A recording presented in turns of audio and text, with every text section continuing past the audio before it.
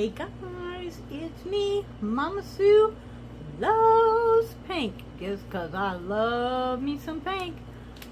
And it is Mask Monday with Blueberry from Konik, something like that. Blueberry Collagen Essence Mask. Yeah, refreshing and firming. We can always use some refreshing and firming. This is your standard. Well, let me check just to make sure. Relax and leave on 15-20 minutes. Massage face and wash with water. Really? Okay, well that bites. But, you know, it is what it is. So, today is Exodus 39. We have today and next week, and we are done with Exodus.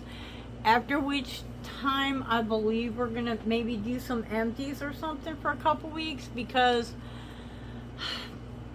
this book of Exodus was a little bit confusing to me. There are some things that I need to look up, maybe definitions. For instance, the word apothecary, I will never forget, because I felt so duh when I found out what it actually meant. Like, this is not an ancient word. Hello. So yes, it's, you know, and just finding out the meaning of one, or, you know, the definition of one word can change the entire meaning of that verse, paragraph, entire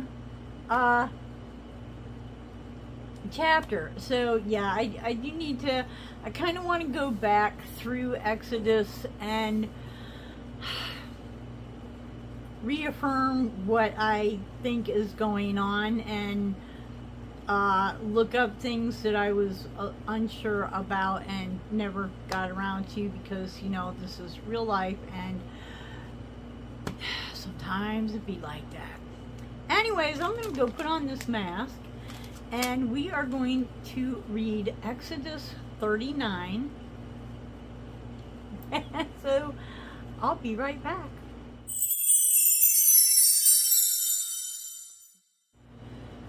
So I had to show you this mask before I put the cover mask on. Look, those are blueberries. Like, I mean, these are cut open blueberries, which is, I don't know, I think it would have been better if they were all like this, but you know what? It's all good. Anyways, I believe that this mask came in a giveaway from Mary Catherine Loves Cats.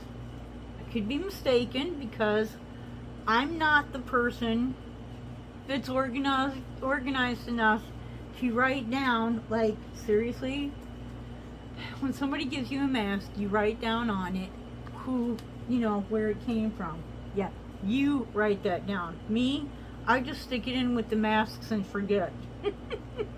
But I thought it was really cute, so, you know, there's that. Well, it's a little dark, but, you know, oh well, again. So, well, let's wipe off the glasses so we can actually see. Button up my sleeve. Right, there's that. It's a miracle. And getting into our King James Version, Exodus 39, which does not look to be real long, so I know some of these chapters have been really boring. Don't tell me about it. I'm the one reading it. I know it's boring, okay? This is why I got to go back through it again, because I feel like through boredom I missed things that I need to go back and really pay attention. I also feel like I need to turn on a light so that I can maybe see. That would be good. All right, Exodus chapter 39. And of the blue and purple and scarlet, they made cloths of service to do service in the holy place, and made the holy garments for Aaron, as the Lord commanded to Moses. I find it really interesting that these three colors are mentioned over and over again. Especially since if you know the color wheel, you know that blue and scarlet are primary colors, and those mixed together actually make purple. So we're leaving out the primary color of yellow. Again, kind of interesting. Is there a reason for that? I don't know. Okay. And he made the Okay, here's another one I gotta look up. He made the ephod. E-P-H-O-D. He made the ephod of gold, blue, purple, and scarlet, and fine twined linen. Ephod. I'm thinking maybe some sort of a cup, but again, I'm probably way off. If you know, please comment below. And they did beat the gold into thin plates and cut it into wires to work it into the blue and into the purple and into the scarlet and in the fine linen with cunning work.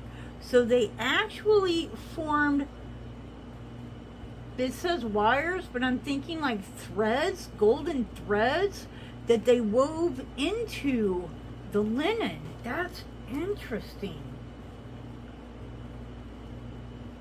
They made shoulder pieces for it to couple it together. By the two edges was it coupled together.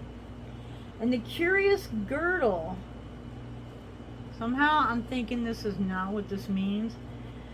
And the curious girdle of his ephod that was upon it was of the same according to the work thereof, of gold, blue, and purple, and scarlet. Okay, so that kills the idea that that was a cup of a sort. It sounds now like maybe it's some sort of apparel.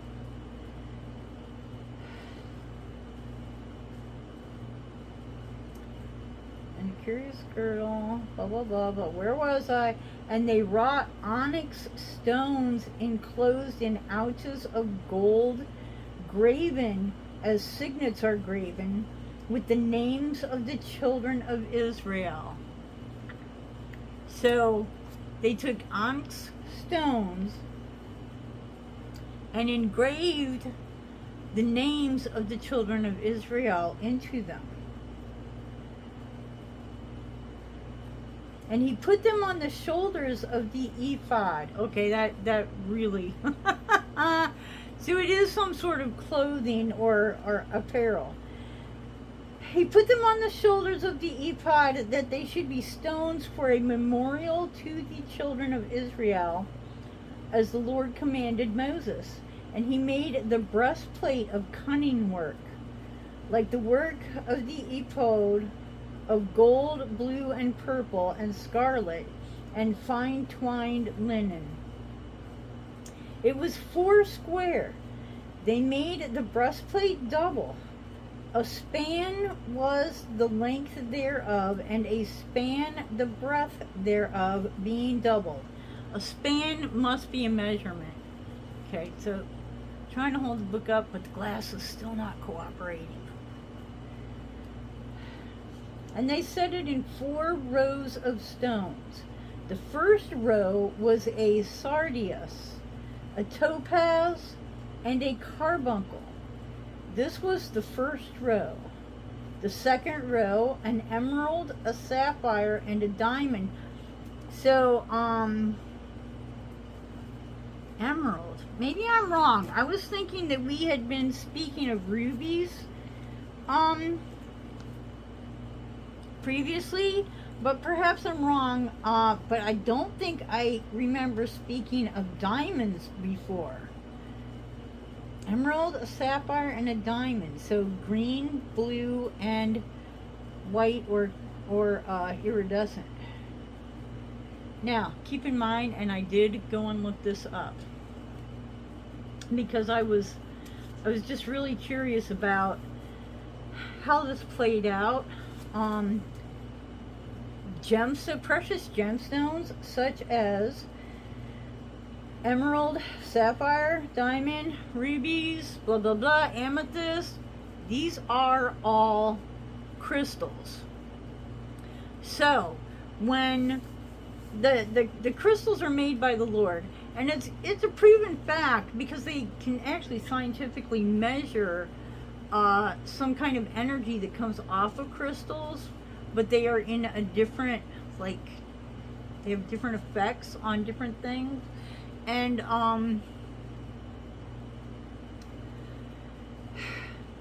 so people that, you know, use crystals in worship of not of the Lord, they're still using things that are made by the Lord, which basically everything was made by the Lord, so you can't really get away from that.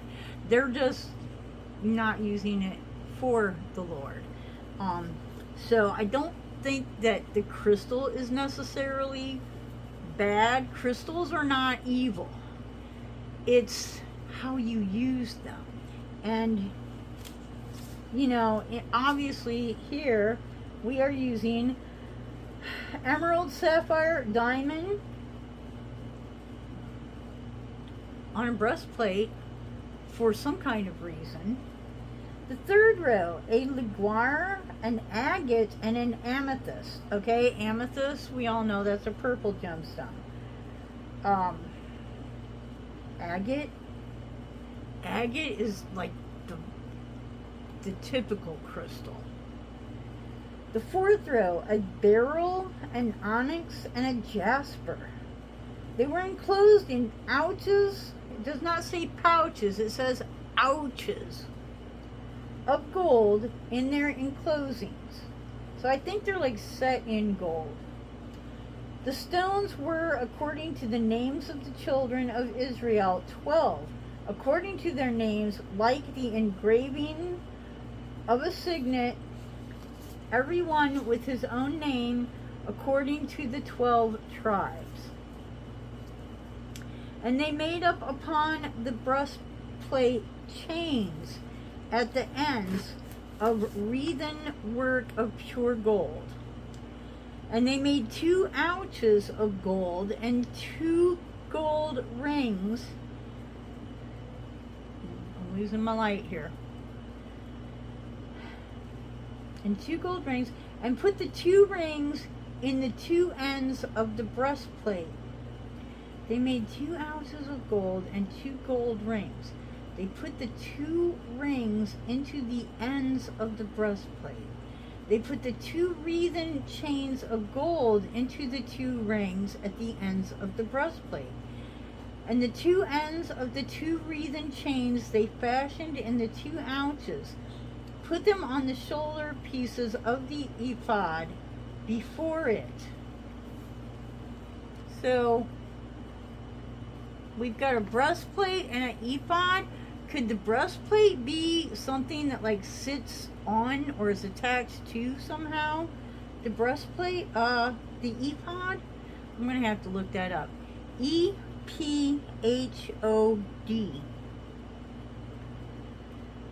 And they made 2 rings of gold and put them on the 2 ends of the breastplate upon the border of it, which was on the side of the ephod inward. And they made 2 other golden rings and put them on the 2 sides of the ephod underneath, toward the forepart of it, over against the other coupling thereof, above the curious girdle of the ephod. So could the ephod be like maybe some sort of uniform? I don't know. I don't know. And they did bind the breastplate by his rings unto the rings of the ephod with a lace of blue, that it might be above the curious girdle. Curious girdle. That's something else I think I'm going to have to look up. Curious. Curious. This cannot have the same meaning as what comes to my mind, right? And the breastplate might not be loosed from the ephod, as the Lord commanded Moses. And he made the robe of the ephod of woven work, olive blue. And there was a hole in the midst of the robe, as the hole of a habergeon.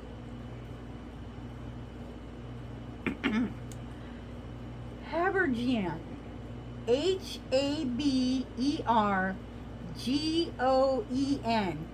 Habergeon, with a band round about the hole, that it should not rend. Okay, so we made a hole, and then we like put something on what's around the hole so that it wouldn't fray, because you know have got cut fabric there. They made upon the hems of the robe pomegranates of blue and purple and scarlet and twined linen. And they made bells of pure gold. And they put the bells between the pomegranates upon the hem of the robe, around between the pomegranates. A bell and a pomegranate, a bell and a pomegranate, round about the hem of the robe, to minister in, as the Lord commanded Moses. And they made coats of fine linen and woven work for Aaron and for his sons, and a mitre. There's a lot of words in here I need to look up. M-I-T-R-E, a mitre of fine linen, and a goodly bonnets of fine linen, linen breeches of fine twined linen, and a girdle of fine twined linen, and blue and purple and scarlet of needlework, as the Lord commanded to Moses. They made the plate of the holy crown of pure gold. They made the plate of the holy crown of pure gold, and wrote upon it in a writing like to the engravings of a signet. Holiness to the Lord.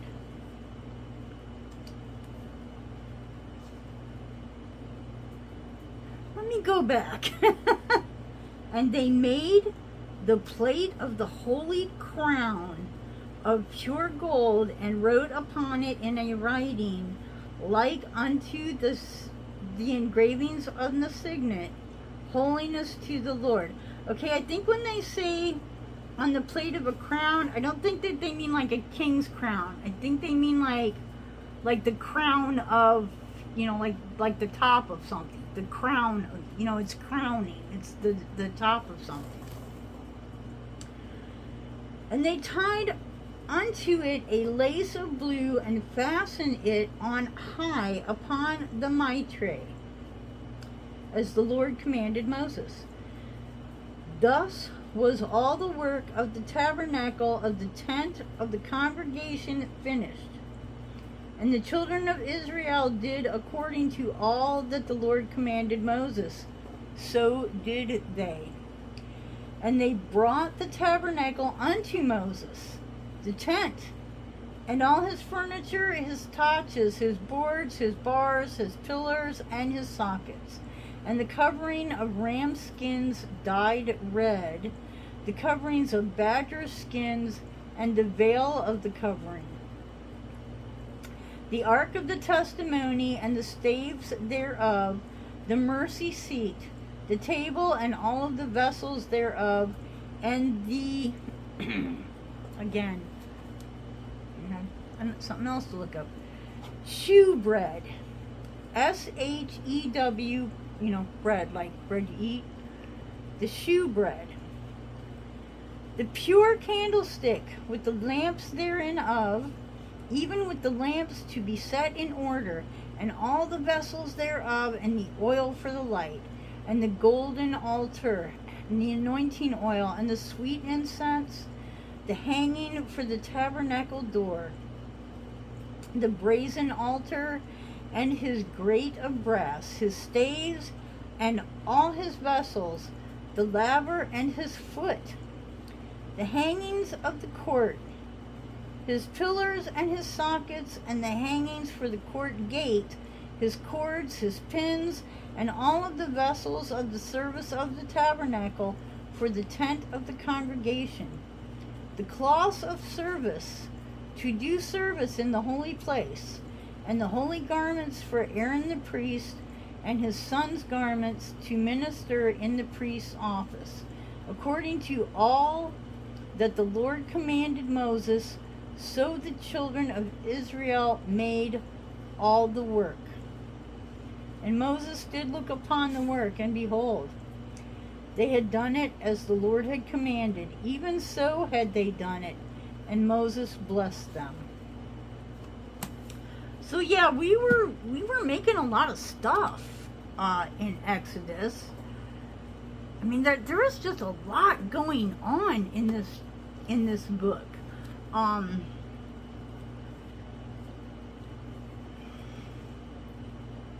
mean, you know, we start off in Egypt. We get out of Egypt. We're in the desert. We're at the mountain. Moses goes up in the mountain. He gets the commandments. He comes down, and I gotta tell you the truth, at this moment in time, I can't remember if he broke the commandments or not. I just remember that God and Moses were so disappointed in the people for, is that any better? For behaving so, not having faith.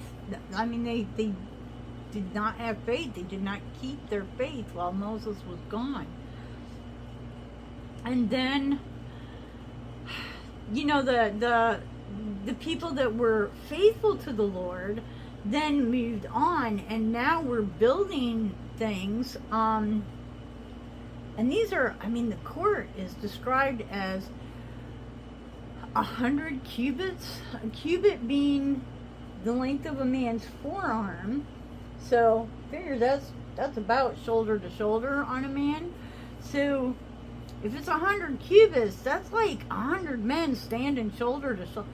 That's a large room. That's a large undertaking. This took some time.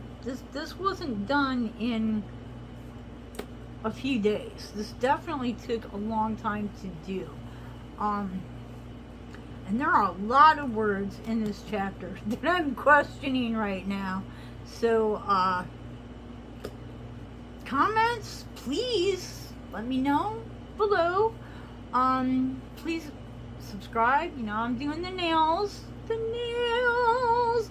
I love my new journey with the nails.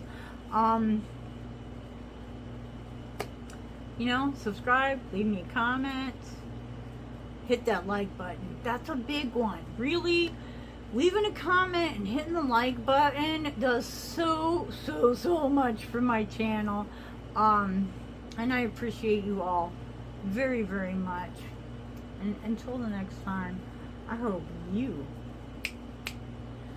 wake up dancing, wake up dancing. Boom, boom. Wake up dancing